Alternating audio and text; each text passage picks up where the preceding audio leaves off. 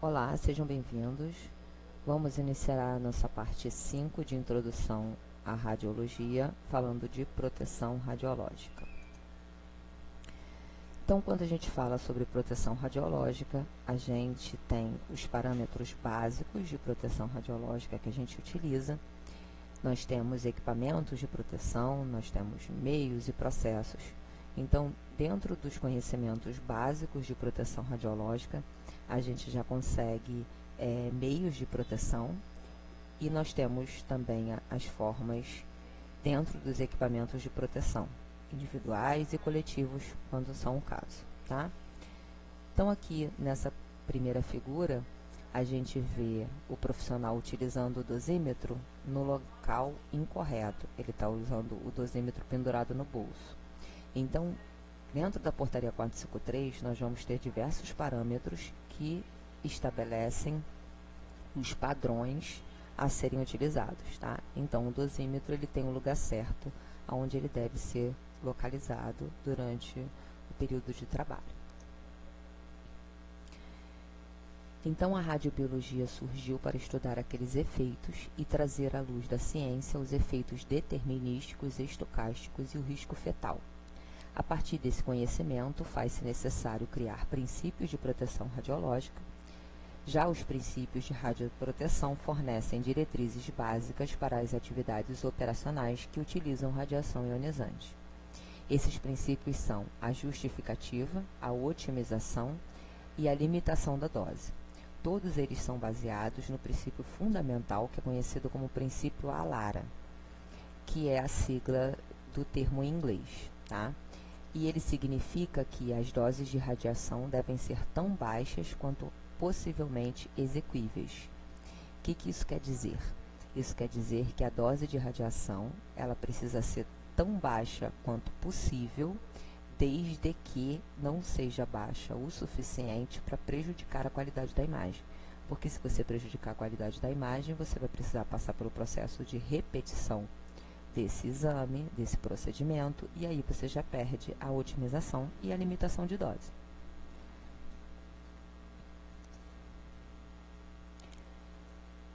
Então, a gente tem os avisos dentro da área de exposição, a gente tem também os avisos que são utilizados no setor de ressonância magnética. Apesar de não ter radiação, nós temos também as precauções e a segurança nos processos em ressonância magnética. Então, dependendo do setor, nós vamos ter itens diferentes de proteção. Mas esses adesivos com os avisos, eles são espalhados por todo o setor de imagem, tá?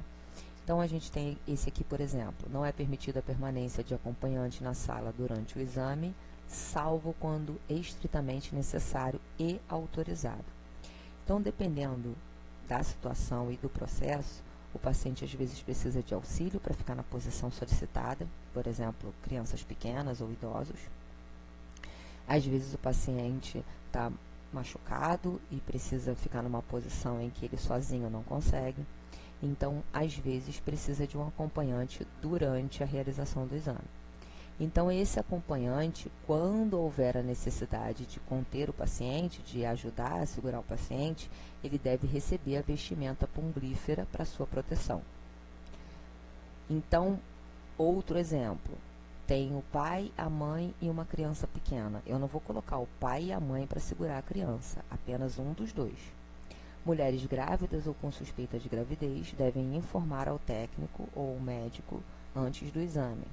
O paciente, a paciente, não tem a noção de que ela precisa falar para você se ela está grávida ou não. Algumas pacientes já passaram por processo de exames radiográficos anteriormente, têm um nível maior de conhecimento e aí elas sabem que precisam te avisar. Mas a maioria das pacientes não sabe. Então, você precisa perguntar se existe a possibilidade da gestação, tá? Paciente exige a vestimenta pumbrífera para sua proteção durante o exame radiológico quando for possível. Por quê? Dependendo da região que está sendo examinada, não vai ser possível utilizar a vestimenta pumbrífera porque o avental vai ficar na região que está sendo examinada e aí a gente não vai conseguir fazer o exame. Um exemplo, há um período atrás surgiu um assunto em relação ao protetor de tireoide na mamografia.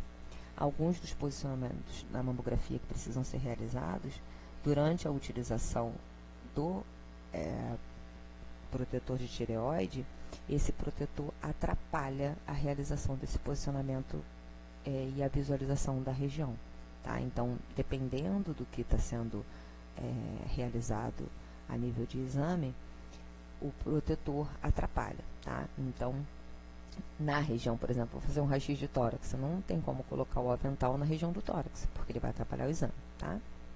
Às vezes a gente precisa orientar o paciente em relação a isso, porque ele ouviu falar que ele tem que pedir a vestimenta pumbrífera, mas ele não sabe que, dependendo do tipo de exame, ela vai atrapalhar, então ele precisa ser orientado em relação a isso.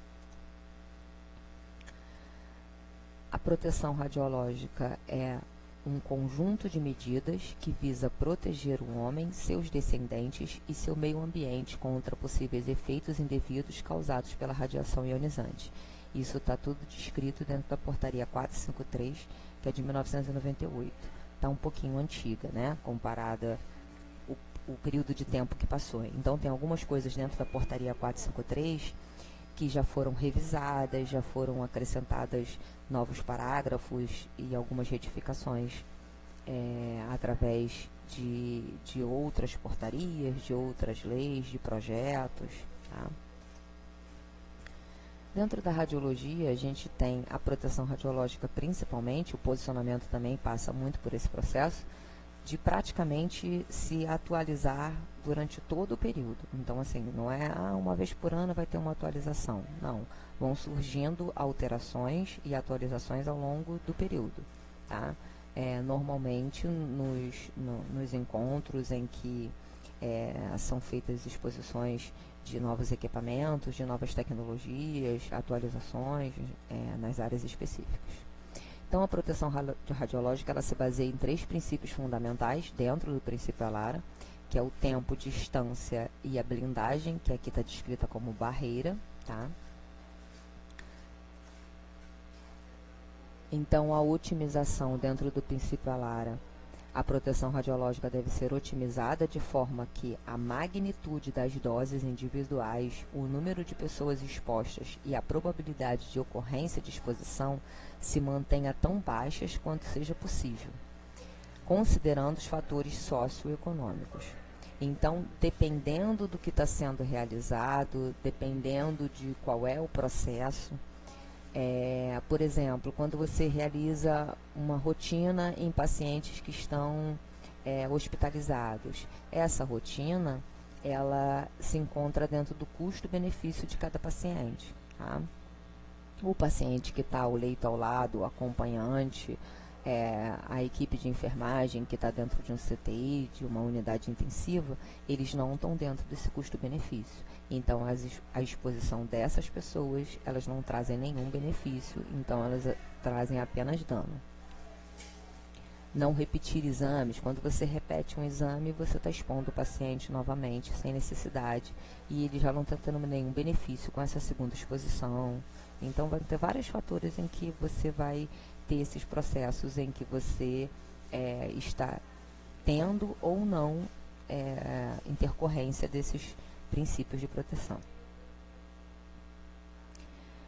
Então, dentro dos princípios fundamentais, a gente tem a distância. A distância, ela é a medida que você se afasta da fonte de radiação espalhada que emana do paciente. Como assim emana do paciente?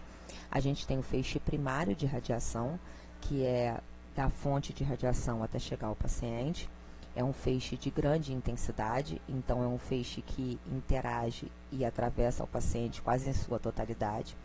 Mas após a interação desse feixe de radiação com o paciente, a gente tem um feixe secundário de radiação que tem uma energia menor. E por ter uma energia menor, ele não consegue mais ter força suficiente para atravessar o objeto, que é o paciente. Então, ele vai ser totalmente absorvido. Então, numa situação em que eu tenho uma mãezinha ou um paizinho segurando uma criança durante um exame, a quantidade de radiação que eu produzo através do feixe primário interage com a criança. O feixe secundário, a gente chama também de radiação espalhada ou radiação secundária, por ele ter baixa intensidade, ele vai só até o corpo do acompanhante que está segurando a criança e é totalmente absorvido. Então, a pessoa que está ali auxiliando na contenção do paciente naquele momento, ela só está exposta ao feixe que vai ser absorvido pelo corpo, então ela está totalmente sem benefício nenhum, porque o exame não é para ela, tá? E essa distância, ela pode ser útil para nossa proteção como profissional e das pessoas do público em geral que estiverem dentro do ambiente. Então, por exemplo, vou fazer o exame no leito, tem um acompanhante ao lado, eu solicito a esse acompanhante que fique depois de mim como operador. Então, como eu vou fazer a distância adequada para proteção, essa pessoa estando depois de mim nesse campo de proteção, ela está protegida, tá? Então, por exemplo, nem sempre a gente consegue se afastar muito, no caso do centro cirúrgico, ou quando o paciente pode ter algum movimento durante a realização do exame, a gente não pode afastar o suficiente que não dê para ver, a gente precisa ficar próximo o suficiente para ver o paciente, para manter contato visual, para ver se o paciente vai se mexer ou não, tá? Nem sempre o paciente está lúcido e orientado durante o exame. Mas, por exemplo, dando um passo para trás, a intensidade da radiação já reduz 25%. E, em média, se utiliza 2 metros de distância. Então, a gente tem um cabo no aparelho portátil que ele tem, no mínimo, 2,5 metros de distância. Então, eu esticando todo esse fio, eu tenho 3 metros de distância. Então, se eu estiquei todo o fio, estou no campo de visão, estou vendo o paciente, o acompanhante está depois de mim, eu estou conseguindo fazer distância sendo utilizada como um meio de proteção radiológica. A barreira, né? A barreira, ela vai ser através de materiais enriquecidos com chumbo. Então, eu tenho o avental de chumbo, o protetor de tireoide, o biombo. Eu vou ter óculos plumbíferos, luvas plumbíferas, eu vou ter um monte de equipamento. Todos eles enriquecidos com chumbo, tá? O chumbo e também o ouro, devido à sua constituição e seu número atômico, as partículas não permitem a passagem da radiação X e por motivos muito óbvios a gente usa o chumbo ao invés do ouro, né? O ouro também barra a radiação com a mesma eficiência do chumbo, mas a gente usa o chumbo. Então, o uso da barreira garante uma redução de aproximadamente 10 vezes a intensidade da radiação. Então, ela consegue barrar 10 vezes a intensidade. Dependendo do tipo de radiação que a gente está utilizando e da intensidade dessa radiação, a gramatura do chumbo vai ser diferente. Então, dependendo, por exemplo, comparando o centro cirúrgico com medicina nuclear, a gente vai ter um avental de chumbo mais espesso na medicina nuclear do que o que a gente tem no centro cirúrgico. O tempo, ele é um princípio que dispõe do tempo de exposição, tá? O tempo que a minha máquina de raio-x emite radiação, tá? Então, o equipamento, ele dispõe de um temporizador. No raio-x convencional, o disparo é apenas enquanto eu estou acionando, então ele leva aqueles milissegundos ali e a exposição é cessada automaticamente, mas a gente tem aparelhos fluoroscópicos, como por exemplo o arco cirúrgico que a gente usa no centro cirúrgico, em que a gente fica acionando em uma sequência longa de vezes, ou ele pode ficar acionado durante um período emitindo radiação. Então, ele tem um temporizador, que normalmente é programado a nível de dose de radiação, e aí quando ele chega nessa dose de radiação, ele emite um sinal sonoro, um alarme sonoro. Ele também tem um alarme visual, que é uma lâmpada que se acende, e ele é programado por uma dose, por um período de tempo. Claro que a gente vai ter alterações em relação a isso. Por exemplo, vamos supor que o aparelho está programado para, vamos usar esse tempo que está aqui, 5 minutos. 5 minutos de exposição, ele vai travar. E o processo cirúrgico está durando mais do que isso. Tá? Então, a máquina, ela tem como ser destravada mesmo chegando nesse limite. Por isso é que, além de todo esse processo, a gente tem o controle dessa exposição a nível de fazer anotações. Quando o processo cirúrgico termina, é anotado na ficha do paciente a quantidade de exposição durante o período de tempo em que a cirurgia aconteceu, porque você tem cirurgias como cirurgias da neuro, cirurgia de coluna, que são cirurgias demoradas, às vezes o processo cirúrgico acaba sendo mais longo do que estava programado, então a gente tem como fazer alterações a esse processo, mas normalmente a máquina vem com um temporizador programado, com um tempo de exposição e com uma dose de radiação limite, tá? Isso é diferente de cirurgia, de processo cirúrgico para processo cirúrgico, tá? E esse sistema ele tem a finalidade de manter o médico informado quanto ao tempo em que a fluoroscopia está acionada. As características do raio-x, ela não pode ser percebida dentro dos sentidos que nós temos, então não dá para ver, não dá para sentir cheiro, não tem gosto, não dá para tocar, não dá para ouvir, então é um processo muito delicado por não ter nenhum tipo de alerta que os nossos sentidos possam perceber. Então é por isso que o controle precisa ser bem intenso e bem assíduo, né? Porque pode acontecer qualquer coisa por não ter esses sinais que normalmente o nosso corpo perceberia, tá? Então aqui a gente tem alguns equipamentos que utilizam radiação ionizante. A gente tem um aparelho portátil aqui no cantinho, a fluoroscopia, o aparelho de raio-x ambulatorial e um arco cirúrgico aqui. A exposição ocupacional, os indivíduos ocupacionalmente expostos são médicos, enfermeiras, técnicos de raio-x, técnicos de enfermagem, auxiliares de enfermagem, as equipes que normalmente estão presentes no ambiente em que temos aparelhos e equipamentos que emitem radiação, tá?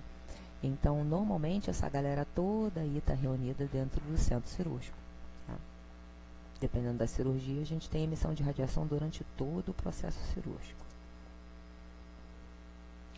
Aqui a gente tem alguns quadrinhos. Preciso trocar o meu dosímetro. O que é esse preciso trocar o meu dosímetro? Os dosímetros eles vão mensalmente para um estabelecimento em que faz a medição, tá? Então o dosímetro ele não tem a função de te proteger da radiação.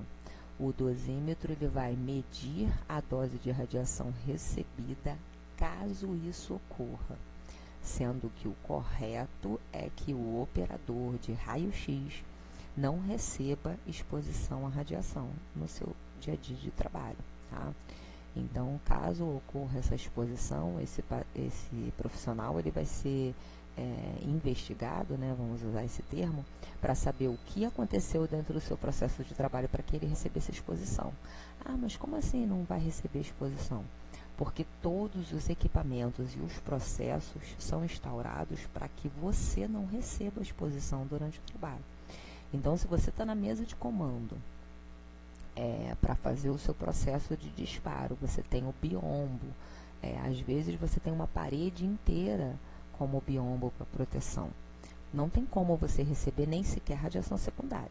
Se você não segura paciente durante a realização do exame, se quando você faz exame no andar, você coloca a distância segura, se no centro cirúrgico você faz os controles de exposição, você não recebe exposição à radiação, tá?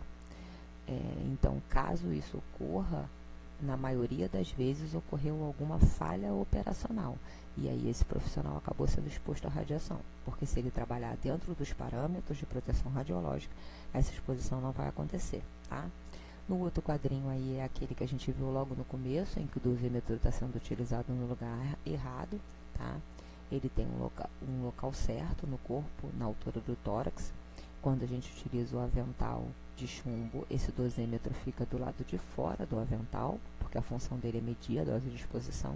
Então, o dosímetro não te protege, ele só mede. E no último quadrinho, ele pergunta se o profissional não acha legal também utilizar um protetor de tireoide, porque ele está com um aparelho de fluoroscopia ali atrás, provavelmente no centro cirúrgico, e esse aparelho de fluoroscopia, ele normalmente vai emitir radiação durante um período maior. Então, além do avental de chumbo, é válido utilizar o protetor de tireoides também, porque nós temos órgãos radiosensíveis, órgãos que são mais sensíveis à radiação do que outros, e aí a gente precisa proteger esses órgãos com mais afinco do que os órgãos que não são tão sensíveis à radiação. O que pode acontecer se um equipamento de fluoroscopia não estiver controlado e nem calibrado e ele for utilizado normalmente? Então, pode acontecer, caso esse equipamento não esteja calibrado e mesmo assim ele for utilizado, a quantidade de radiação sendo descontrolada, podem ocorrer esses dois efeitos de exposição, determinísticos e estocásticos. Os determinísticos, alguns exemplos deles são catarata, eritema e epilação. Eles ocorrem acima de um determinado valor de dose, acima de uma quantidade de dose. Quanto maior a severidade do efeito, no caso do eritema, por exemplo, à medida que a radiação aumenta, a dose pode ocorrer epilação, ulceração, radiodermite e até mesmo a necrose celular, que é quando as células morrem.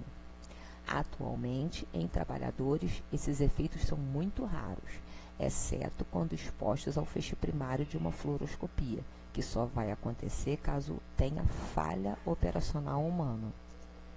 Não tem outro jeito disso acontecer. Os efeitos estocásticos são exemplos dele o câncer e a mutação genética, tá? A mutação celular. À medida que aumenta a dose, há o aumento de risco de ocorrer o efeito. Há ocorrências mesmo em doses baixas. A severidade é independente da dose. No caso do câncer, por exemplo, a dose é independente para tipo de tumor. Então, não tem um tipo específico de câncer ligado a uma dose específica de radiação. É aleatório, pode acontecer com qualquer dose, pode acontecer qualquer tipo de câncer, em qualquer tipo de célula. Então, como não tem um parâmetro, um limite, nós precisamos proteger o paciente de qualquer dose que não seja dentro do parâmetro do benefício daquela exposição. Então, como esses efeitos ocorrem depois de alguns anos, há uma dificuldade muito grande de associar o surgimento de um tumor a uma dose de exposição. Então, não existe pesquisa que acompanhe uma exposição grande à radiação ao efeito de um câncer, porque ele pode levar muitos anos para acontecer. Ele pode causar efeitos genéticos e essas células problemáticas serem transmitidas para gerações seguintes. Então, não existe um acompanhamento e uma associação à exposição à radiação a surgimento de câncer.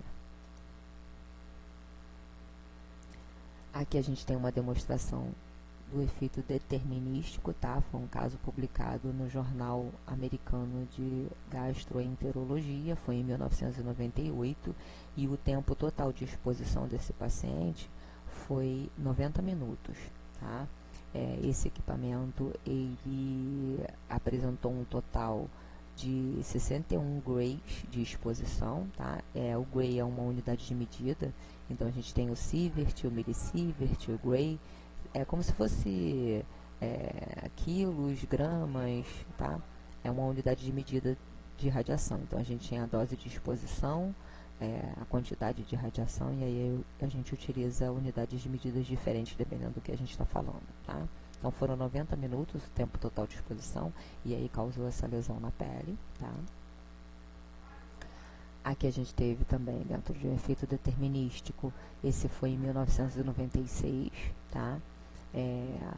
Levou semanas, algumas semanas depois do procedimento para que a lesão começasse a aparecer. E aí no começo ela estava sem clarinha, que é essa aqui da esquerda, depois ela já começou a apresentar eritema, que é a da direita. Depois ela foi piorando, meses após, já era uma radiodermite, né? Era uma inflamação da pele causada por radiação. E depois foi feito um implante de tecido, que a gente chama também de enxerto, para poder preencher a lesão, porque ocorreu a necrose celular.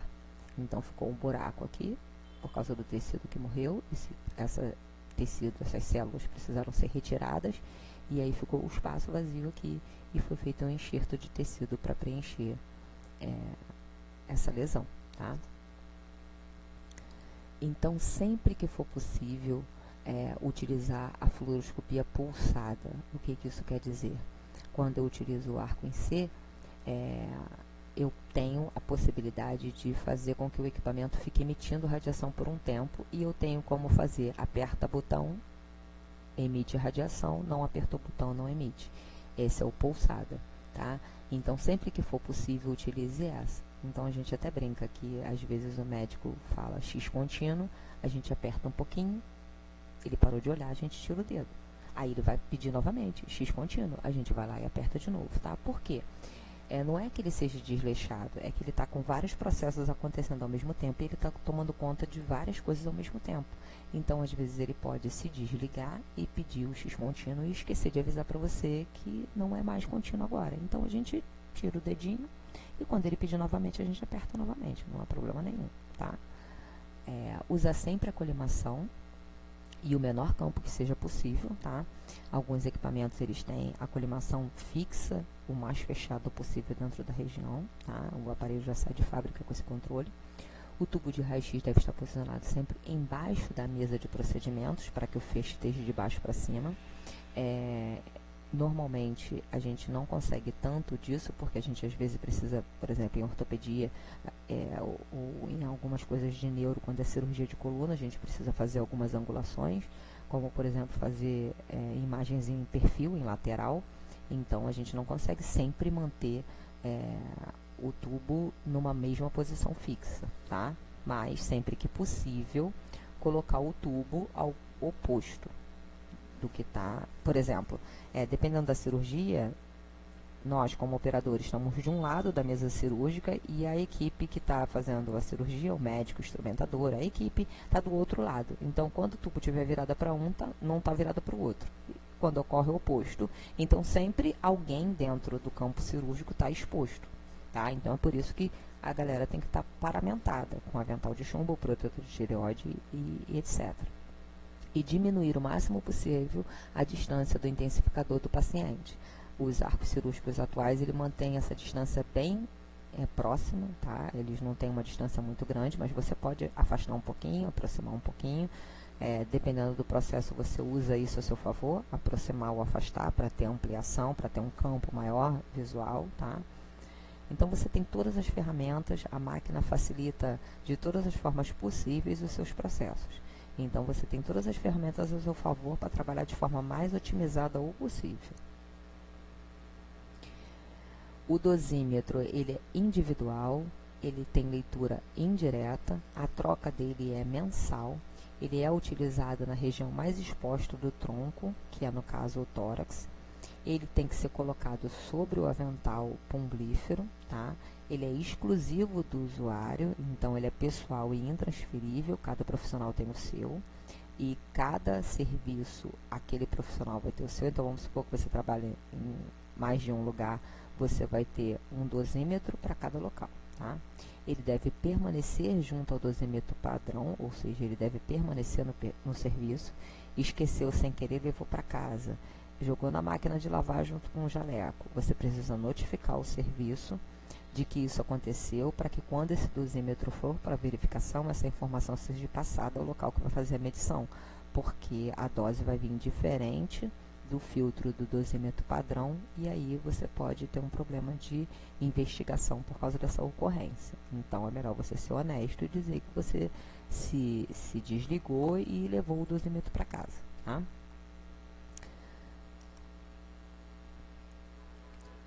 As limitações de dose individual, elas vão ter alguns parâmetros que a gente consegue manter. Então, não é permitida a permanência de acompanhantes na sala durante a realização do exame radiológico, a não ser que seja estritamente necessário. Eu preciso que segure o paciente está sozinho, é um vovozinho, não tem ninguém para acompanhar o paciente, eu vou lá pedir alguém da enfermagem para segurar. Não, não pode, tá? Mas como é que eu vou fazer? Você vai aprender o jeitinho de fazer, tá? Todo serviço, ele tem as adaptações, né? A forma gambiarra de fazer. Então, você sempre tem uma forma de adaptar o processo para que seja feito dentro do que você tem a seu favor, tá? Acompanhante, quando houver a necessidade de contenção do paciente, exigir e usar corretamente a vestimenta pombrífera para sua proteção. Eu devo fornecer ao acompanhante essa vestimenta, tá? Independente dele me pedir ou não. É a forma correta. Ou, se eu não quiser fornecer, eu vou orientar o acompanhante a aguardar do lado de fora da sala durante a exposição. Mulheres grávidas ou com suspeita de gravidez devem informar ao médico ou ao técnico antes do exame. Nem sempre a paciente tem a noção de que ela precisa nos informar isso, então nós devemos perguntar, caso seja uma paciente feminina, uma acompanhante feminina, se existe a possibilidade de gravidez. Aqui a gente tem alguns equipamentos de proteção individual, tá? São chamados de EPIs. Aqui a gente tem aventais de chumbo, tá? Eles vão ter formatos diferentes, dependendo do fabricante. Então, a gente tem aqui protetores de tireoide. Aqui a gente tem a profissional utilizando o avental e o protetor. Aqui a gente tem um modelo diferente de protetor. Aqui a gente tem os aventais de abdômen e pelve,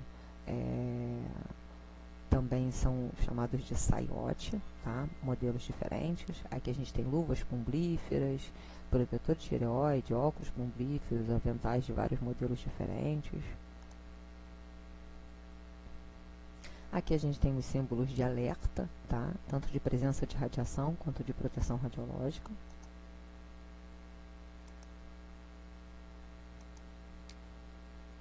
Os princípios básicos de radioproteção dizem pra gente que a gente deve proteger os indivíduos, seus descendentes e a humanidade como um todo, o meio ambiente também, contra os possíveis danos provocados pelo uso das radiações ionizantes.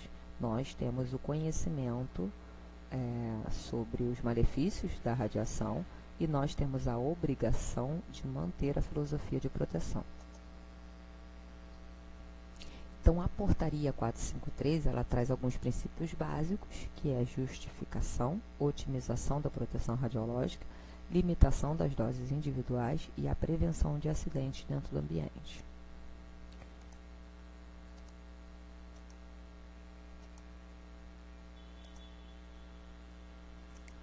Dentro da radiosegurança, da radioproteção, nada justifica uma exposição desnecessária, nem sua, nem do paciente, nem do acompanhante, nem da equipe, nem de ninguém, tá?